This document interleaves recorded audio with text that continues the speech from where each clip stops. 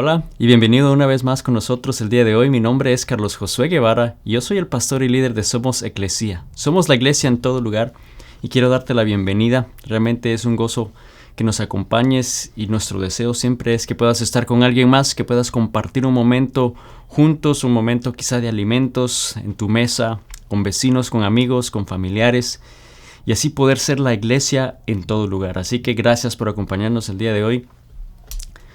Y hemos estado hablando estas últimas semanas sobre lo que está sucediendo alrededor nuestro, ¿no? Vemos siempre problemas, guerras, pleitos, catástrofes. Y surge la pregunta, ¿será que ya estamos cerca del fin del mundo? ¿Será que estamos en los últimos días? Y en esta serie que se titula En los últimos días hemos estado hablando un poquito sobre eso y no necesariamente con un enfoque del libro de Apocalipsis, de saber cómo van a suceder las cosas y cuándo va a suceder, sino más bien con un enfoque a cómo debemos nosotros estar preparados, cómo debemos de vivir en los últimos días. Y cuando vemos en la palabra de Dios y en la Biblia, desde Génesis hasta Apocalipsis, siempre vemos que hay referencia al hecho de que Cristo viene y volverá una segunda vez, que Él va a volver después que Él resucitó, y sabemos que cuando Él murió en la cruz y resucitó al tercer día, que Él venció sobre la muerte, y sabemos que después de quedarse 40 días aquí en la tierra, Él ascendió al cielo, o sea, Él regresó nuevamente con el Padre al cielo, y a partir de ese momento, entonces dio inicio a lo que nosotros podríamos decir sería el principio de los últimos días, porque sabemos que Él va a volver. Ahora, no sabemos cuándo Él va a regresar, no sabemos cuándo Él va a venir, pero sabemos que ahora estamos en esta fase final, ¿no?, del plan de Dios, que nos ofrece su gracia, que nos ofrece la oportunidad de poder reconocer que Cristo murió, que resucitó, aceptarlo en nuestro corazón y así poder venir a ser hechos hijos de Él. No estamos en este periodo de gracia, estamos en los últimos días antes que Él vuelva nuevamente. Entonces sí podemos estar de acuerdo que estamos en los últimos días, y ese pensamiento de cuándo viene Cristo nuevamente o estamos en los últimos días es algo que cuando estudiamos en la carta de Primera Tesalonicenses nos damos cuenta que también esa iglesia en Tesalónica estaba batallando o tenía ciertas preguntas similares a nosotros el día de hoy. Y esta iglesia en Tesalónica surgió después de ese segundo viaje misionero de Pablo ahí a Tesalónica, y que lo vemos en el libro de Hechos 17, y él describe cómo él llegó a esta ciudad. Predicó el evangelio en varias ocasiones, en 3 específicamente, y sabemos que el resultado de eso, personas vinieron a Cristo, ¿no? Confesaron y creyeron en Cristo Jesús como su Salvador, griegos, judíos, pero a la vez también creó oposición, ¿no? Empezaron a haber acusaciones contra Pablo, que no era realmente un hombre de Dios, que no estaba diciendo el mensaje de Cristo, y vemos que vino a ser confrontado al punto que tuvo que salir de la ciudad, ¿no? Él se fue, pero dejó ahí a una iglesia que estaba creciendo en el evangelio, a una iglesia joven, que a la vez también estaba siendo perseguida, que estaba teniendo dificultades, y generó ese temor, generó esa incertidumbre de cuándo viene Cristo nuevamente, ¿no? Estamos en los últimos días, y Pablo les escribe esa carta con el propósito de animarles, de cómo realmente poder vivir seguros en los últimos días y vivir con propósito. Y el día de hoy quiero que podamos hablar un poquito más sobre eso. Vamos a estar estudiando los últimos 2 capítulos de la primera carta de Tesalonicenses. Y aquí Pablo nos va a animar, como estaba animando a la iglesia en Tesalónica, a vivir con propósito, y no solamente con propósito, pero con el propósito correcto, a quizás cambiar nuestra mentalidad en la forma de vivir y así poder vivir con propósito correctamente. Y vamos a ver 3 consejos prácticos en esta enseñanza que nos van a ayudar para que podamos vivir de esa manera en los últimos días, ¿no? En la espera a que Cristo vuelva nuevamente, que podamos vivir con un propósito correcto, con un enfoque correcto, que nuestra mentalidad quizá va a cambiar, y Dios desea que nos movamos del pecado a la santificación, número 2, de la confusión a la claridad, y número 3, de la pasividad a estar preparados, a estar listos. Y vamos a estar estudiando cada una de estas áreas el día de hoy, de estas maneras que quizás Dios desea que cambiemos en nuestra mentalidad y que vivamos con propósito. Y quiero que nos enfoquemos y hablemos de esa primera, que nos movamos del pecado a la santificación. Y quizás lo primero que viene a tu mente es, bueno, ¿qué es la santificación? Y hay dos términos muy importantes que yo creo que como hijos de Dios, como cristianos, debemos de saber y tener claros, ¿no? Estos dos términos son la justificación y la santificación. Ahora, la justificación es el momento en el cual todos tus pecados son perdonados una vez y para siempre. Ese momento en el cual tú confiesas y reconoces que Cristo murió por ti, que Él pagó ese precio por ti, entonces vienes a ser justificado por tus pecados. Vienes a ser entonces perdonado de una vez y para siempre, y esa es la justificación. Él nos perdonó. La sangre de Cristo te justifica cuando tú le aceptas y reconoces ese sacrificio en la cruz. Pero entonces viene el siguiente término, que es la santificación, y ese es el proceso de toda una vida de llegar a ser como Jesús. Es ese proceso de transformación que Dios hace en nosotros para moldearnos y hacernos cada día más y más como Jesús. Y sabes, la verdad es que Dios entonces tiene algo de trabajo que hacer en nosotros. Yo creo que si tú te pones a pensar en tu vida y la manera que Dios desea y necesita transformarte para hacerte más como Jesús, vemos que es una tarea larga, es una tarea difícil, algunos más que otros. Pero entonces al estudiar este capítulo 4 en 1 Tesalonicenses 1, vamos a ver entonces cómo es que Él nos está animando, Él está animando a la iglesia a hacer eso. Dice lo siguiente, vamos a leer el versículo 1, luego del 3 al 5 y el versículo 7. Y dice lo siguiente: por lo demás, hermanos, les pedimos encarecidamente en el nombre del Señor Jesús que sigan progresando en el modo de vivir que agrada a Dios, tal como lo aprendieron de nosotros. De hecho, ya lo están practicando. La voluntad de Dios es que sean santificados, y aquí está ese término. Dice, que se aparten de la inmoralidad sexual, que cada uno aprenda a controlar su propio cuerpo de una manera santa y honrosa, sin dejarse llevar por los malos deseos como lo hacen los paganos, que no conocen a Dios. Dios no nos llamó a la impureza, sino a la santidad.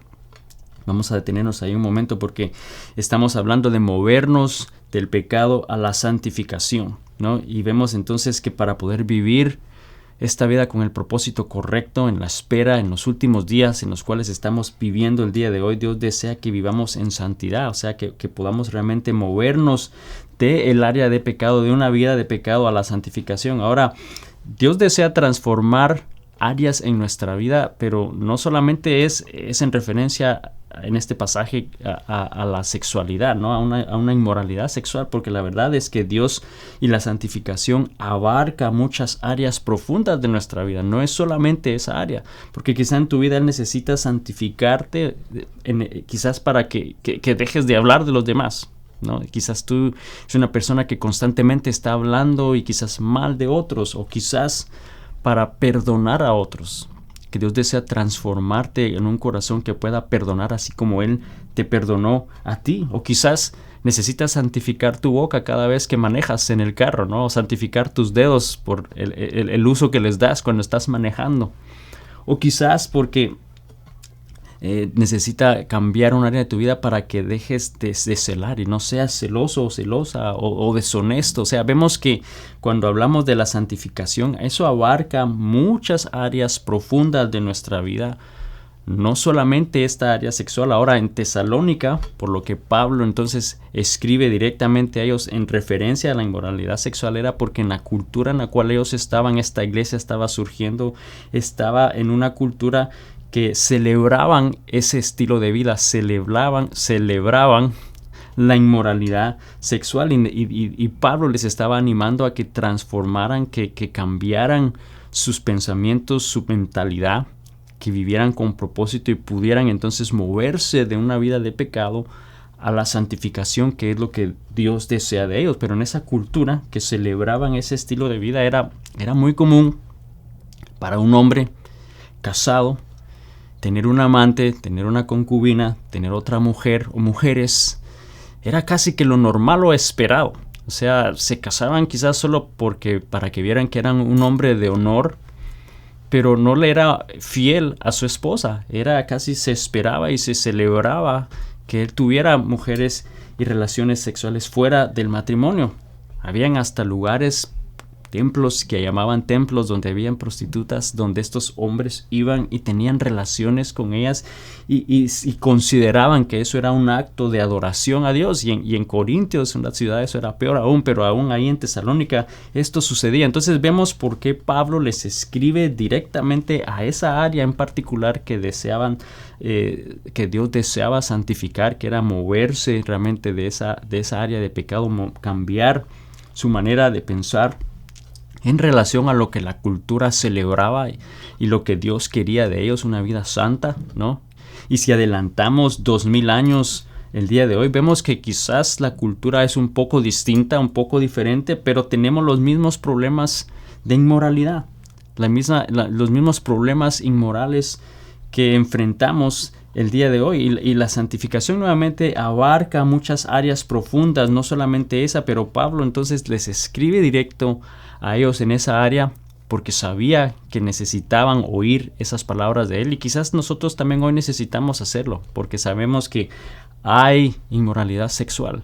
Y esa inmoralidad sexual, realmente, cuando hablamos de esa área en particular, sabemos que eso, la sexualidad, el sexo, fue algo que Dios creó, que Él lo diseñó y lo designó para un propósito, lo designó para el matrimonio, para que fuera un acto que sucediera dentro del matrimonio entre un hombre y una mujer.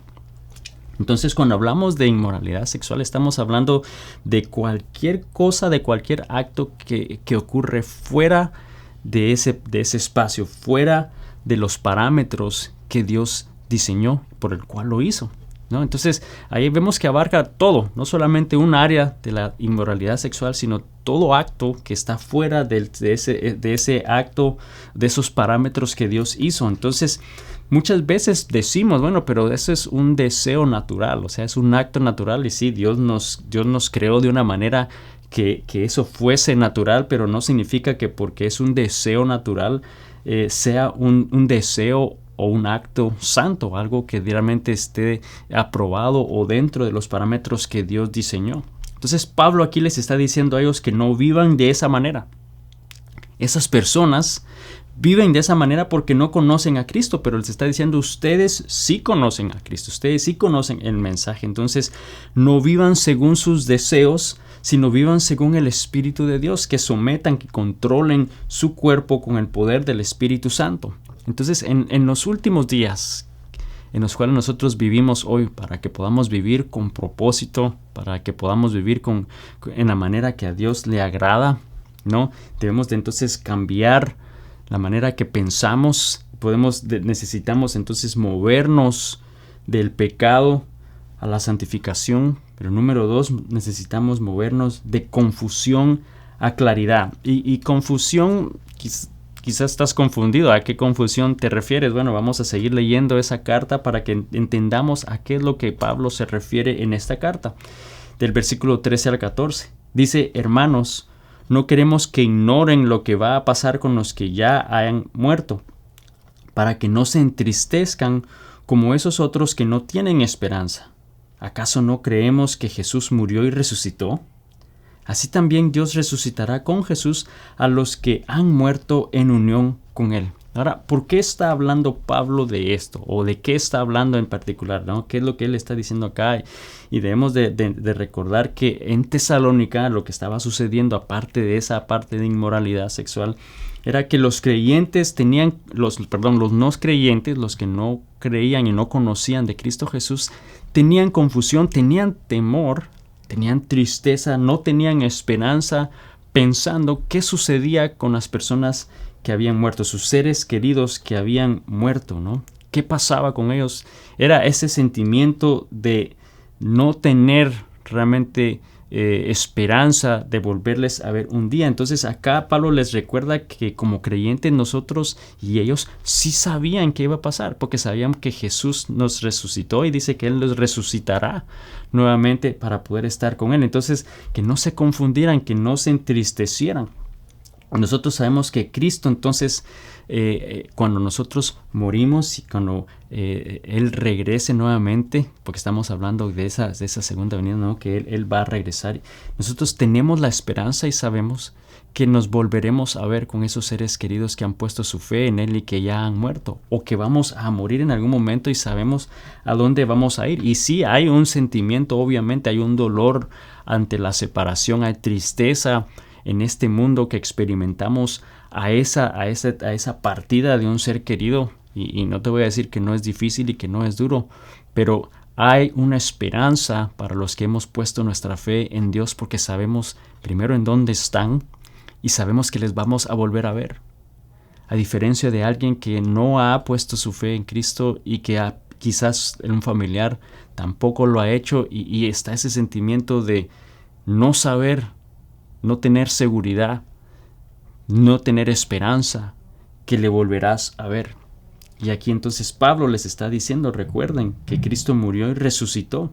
Entonces tenemos esperanza y que también Él nos va a resucitar con Él y que gozaremos de una vida con Él después de la muerte. Seguimos la lectura ahí en el versículo 15. Dice entonces, conforme a lo dicho por el Señor, afirmamos que nosotros, los que estemos vivos y hayamos quedado hasta la venida del Señor, la que hemos estado hablando, dice, de ninguna manera nos adelantaremos a los que hayan muerto. El Señor mismo descenderá del cielo con voz de mando, con voz de arcángel y con trompeta de Dios, y los muertos en Cristo resucitarán primero. Luego, los que estemos vivos, los que hayamos quedado, seremos arrebatados junto con ellos en las nubes para encontrarnos con el Señor en el aire, y así estaremos con el Señor para siempre.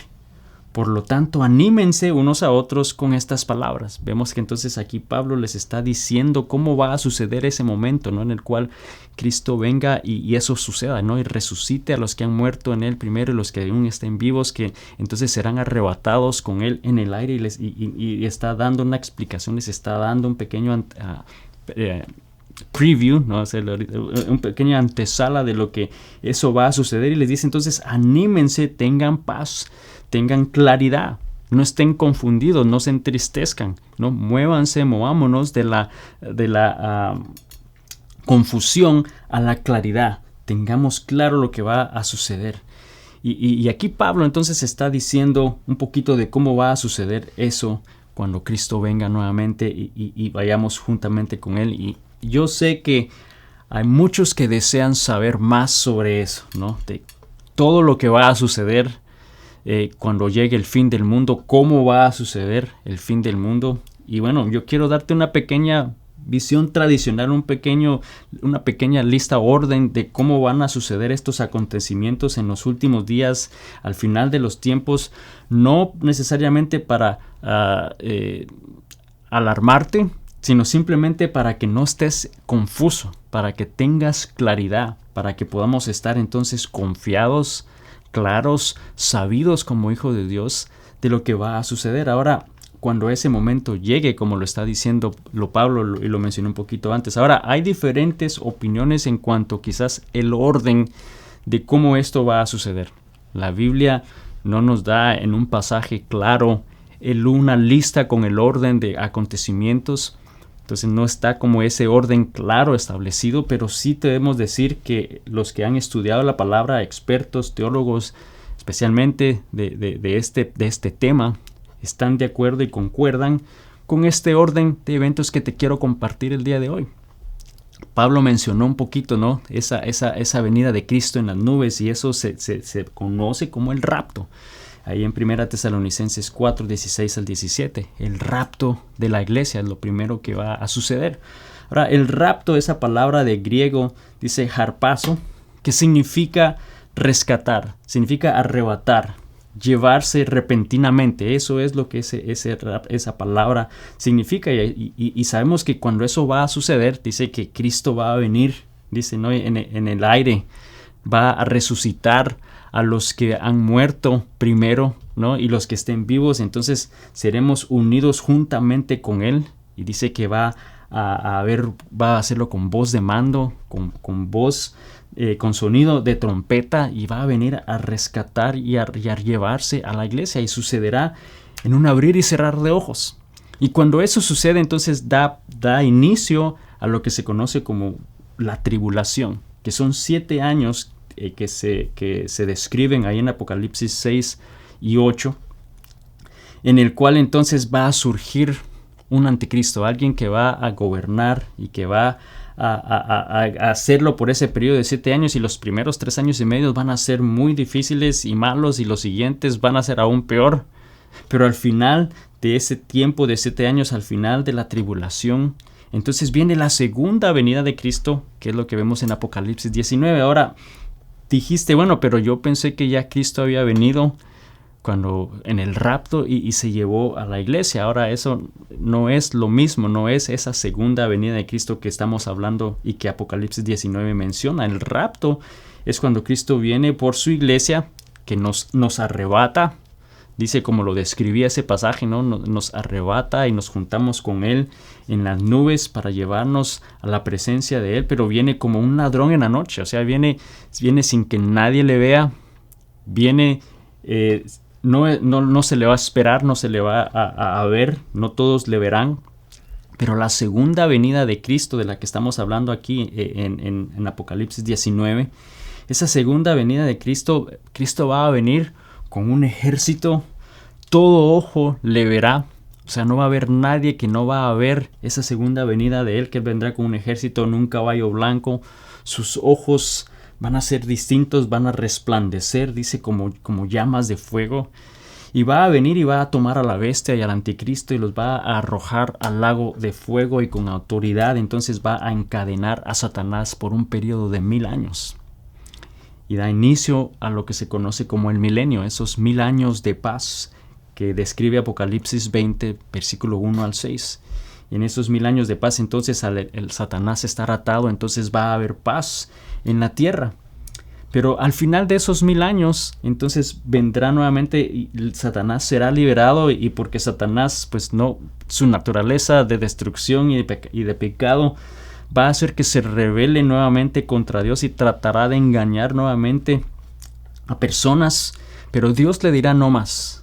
Y nos lleva a un evento más, que es la derrota final de Satanás, que se encuentra en Apocalipsis 20, versículos 7 al 10, donde entonces Satanás es echado al lago de azufre, juntamente donde está la bestia y el anticristo.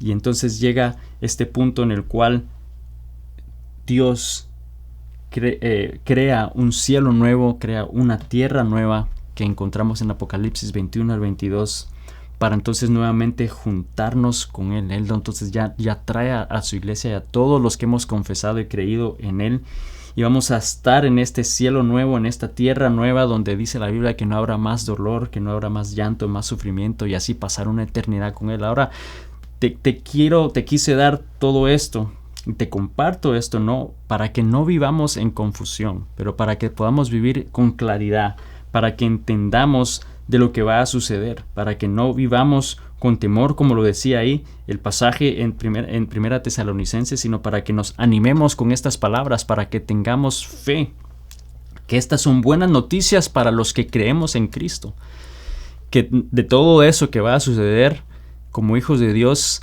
no vamos a estar aquí, porque todo eso va a dar inicio en el momento que Él venga, que ese rapto suceda, cuando Él venga en el cielo y nos lleve juntamente con Él, nos resucite con Él. Entonces no debemos de vivir con temor o con confusión, podemos vivir con claridad. Lo dijimos al principio, que podemos vivir entonces dejando y moviéndonos de una vida de pecado a santificación, que podamos vivir de una manera que agrada a Dios aquí en un proceso de transformación, que podamos movernos de confusión a claridad, porque sabemos lo que va a suceder y podemos vivir en paz y podemos vivir seguros.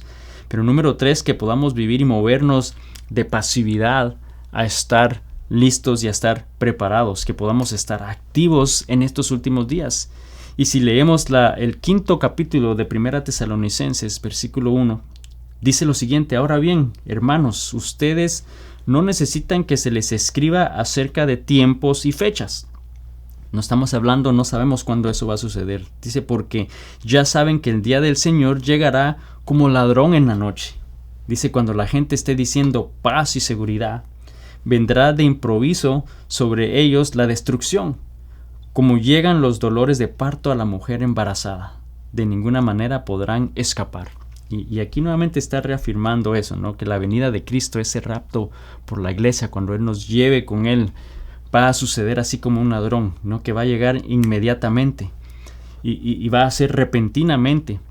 No sabemos cuándo, pero podemos estar seguros, podemos vivir con paz. Y ahí Pablo menciona que nosotros lo podemos hacer y no como estas personas que están diciendo paz y seguridad. Y ese término es importante porque él estaba diciendo eso porque el imperio romano se jactaba de que ellos podían ofrecer y proveer paz y seguridad a las personas, ¿no? a los que rendían culto a ellos.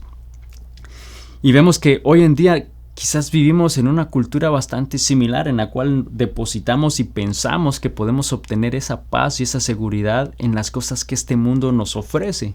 Quizás buscamos esa paz y seguridad en el sistema político o en un partido político o en un político en particular, cuando no es así.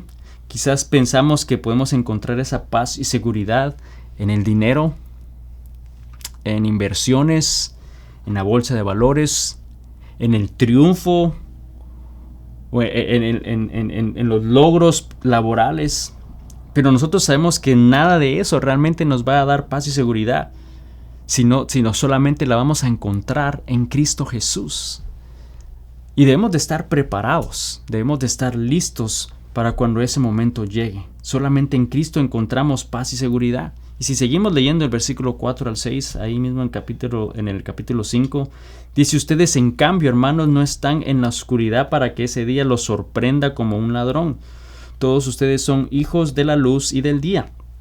No somos de la noche ni la oscuridad, por tanto no debemos dormirnos como los demás, sino mantenernos alertas a nuestro sano juicio. No debemos entonces de que no nos sorprenda. Debemos de estar prevenidos, preparados y con claridad. Sabemos lo que va a pasar para que no nos sorprenda cuando ese momento llegue. Y yo creo que esto es lo más importante de este mensaje el día de hoy. Que puedas vivir con el propósito correcto, en la espera en la que Cristo viene nuevamente y nos arrebate. Que podamos vivir con propósito, que no te acomodes, que no lleves una vida tibia, pero que realmente puedas vivir con ese propósito y ese plan que Dios tiene para ti, que no vivas una vida cómoda, pasiva, sino que estemos alertas, que estemos realmente preparados, que estemos conscientes que hay personas que necesitan oír este mensaje de Cristo, porque la verdad es que tenemos un enemigo que desea destruirnos, pero podemos permanecer firmes, sirviendo a Dios. Y sabes, el tiempo es corto.